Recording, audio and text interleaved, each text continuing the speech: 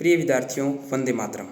जैसा कि अपने प्रश्नावली 6 कक्षा 10 की कर रहे थे त्रिभुज, तो बीच के अंदर कॉल आने की वजह से वो वीडियो है वो जमा हो गया है, इसलिए दूसरा वीडियो बनाना पड़ रहा है। चलिए इसको कंटिन्यू करते हैं अभी। तो नेक्स्ट जो प्रमेय है पॉइंट नंबर 5, वेरी इंपॉर्टेंट प्रमेय, आधारभूत अनुपातिक प्रमेय इसको बोलते हैं, या बोलते हैं आधारभूत समानुपातिक प्रमेय या थेल्स प्रमेय बोलते हैं। वेरी इंपॉर्टेंट प्रमेय, मोस्ट इंपॉर्टेंट प्रमेय। इसका वर्ड है जो याद कर लीजिए, बाकी मैंने क्लास में करवाया है। यदि किसी त्रिभुज की एक भुजा के समांतर अन्य दो भुजाओं को भिन्न भिन्न बिंदुओं पर प्रतिच्छेद करने के लिए एक रेखा खींची जाए तो ये अन्य दो भुजाएं एक अनुपात में विभाजित हो जाती है। आसान भाषा में इसको समझ लीजिए। ये कह रहा है एक भुजा के समांतर यानी BC भुजा के समांतर मैंने एक भुजा खींची है DE, जो कि क्या कर रही है, अन्य दो भुजाओं को भिन्न भिन्न बिंदुओं पर प्रतिच्छेद कर रही है। अन्य दो भुजाएं कौन सी, AB और AC, इन दोनों को क्रमशः D और E पर प्रतिच्छेद कर रही है ना। ठीक है, तो ये दो भुजाएं एक ही अनुपात में विभाजित हो जाती है। तो इसका मतलब ये कह रहा है अगर ये इसके समांतर है, BC के समांतर DE है, तो पक्का AD है वो बटा में DB है, वो AE बटा EC के बराबर होता है। ये शर्त है इसकी थेल्स प्रमेय की। ठीक है ना, दोबारा रिपीट कर देता हूँ। यदि DE एक त्रिभुज के अंदर BC भुजा के समांतर एक भुजा खींची है अपने, जो कि AB और AC को D और E पर प्रतिच्छेद कर रही है, तो पक्का इनको समान अनुपात में विभाजित करेगी AB और AC को। मैंने क्लास में 1 2 3 4 लगा के समझाया है, तो वही बात यहीं पे है। AD बटा DB बराबर AE बटा EC। इसको बोलते हैं थेल्स प्रमेय।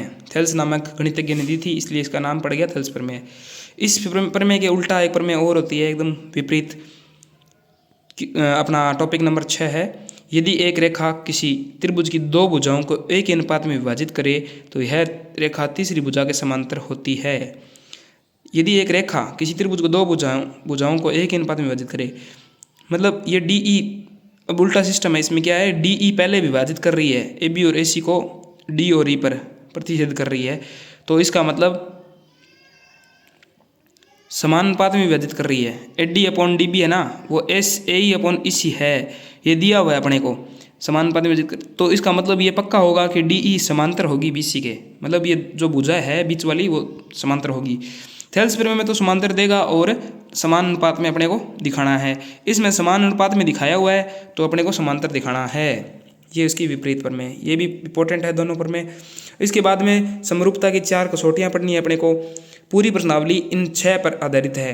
ये 6 बहुत इंपॉर्टेंट है, 4 कसौटियाँ हैं जो इस पर ही सारे सवाल होने हैं। अगर ये आपने अच्छी तरह पढ़ ली तो मैंने क्लास में बताई ये 4 कसौटियाँ, AAA, AA, SSS और SAS।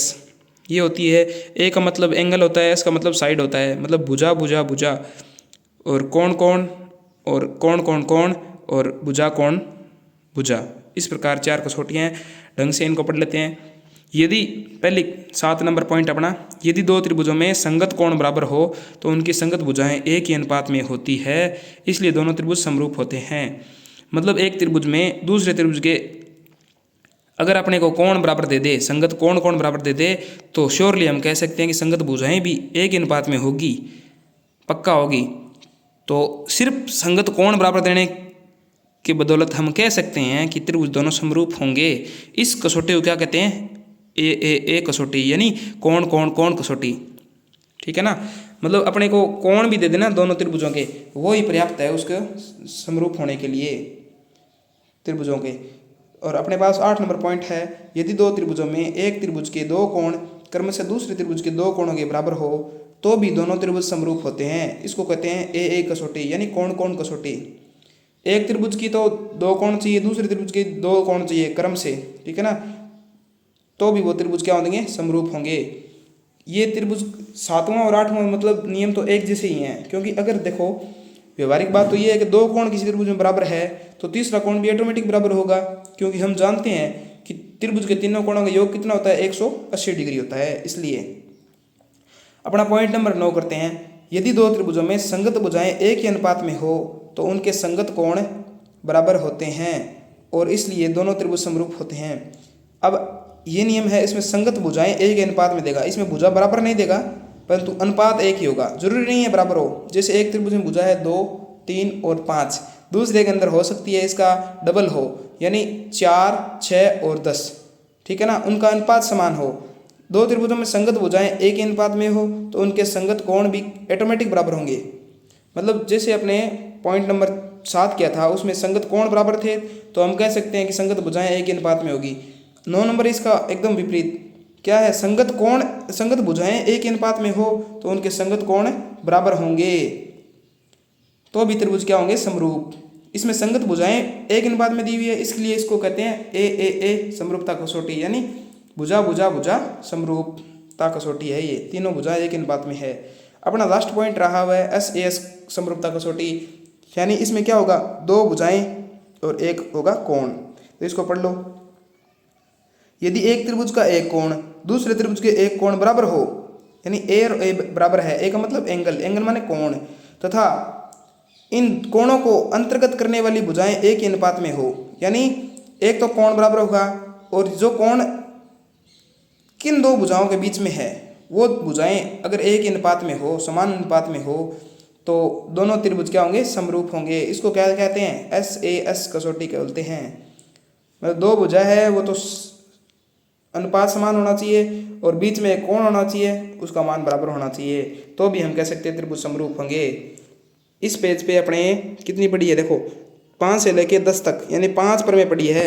इन पांचों को आप बढ़िया तरह स्क्रीनशॉट ले लीजिए। ले लिया तो अपनी ये जो प्रश्नावली 6 है उसका सार अपना ख़त्म हुआ और आगे अपने कंटिन्यू करेंगे। ठीक है, जय हिंद, जय भारत, जय राजस्थान। Thank you.